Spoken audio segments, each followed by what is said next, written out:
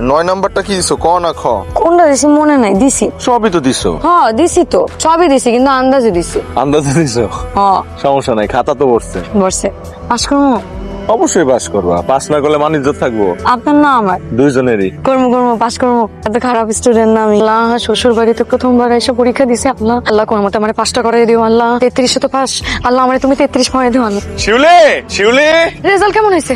Result? আরে বাবা, রেজাল্টের কথা পরে, আগে মিষ্টি। রেজাল্ট কি পাস করছি? আরে পাশের খবর পরে, আগে মিষ্টি খাও। আ করো মা। শিউলি তো পাস করছে, এমন পাস করছে যে একটু লেগে প্লাস পায় নাই। মাশাআল্লাহ মাশাআল্লাহ, আল্লাহ দেখছো নি?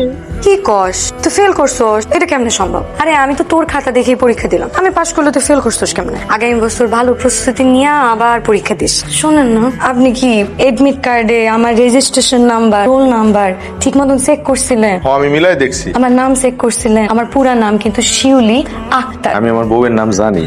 বিয়ের আগে তো কইছিলেন কোথাকার কোন মোজাম্মেল চাচার মাইয়ার নাম শিউলি। এটা তো ঠিকই মনে আছিল, আমার নাম তো মনে আছিল না। ওরে আল্লাহ, সেটা দেখছি ফেল করলে টেনশন কর, তুমি তুই পাস করে টেনশন করতেছো। টেনশন করবো না। একটু আগে আমার বান্ধবী কইলো হ্যাঁ নাকি ফেল করছে। এখন আমি তো ওর খাতা দেখা লিখছি, ও ফেল করলে আমি পাস করছি কেন?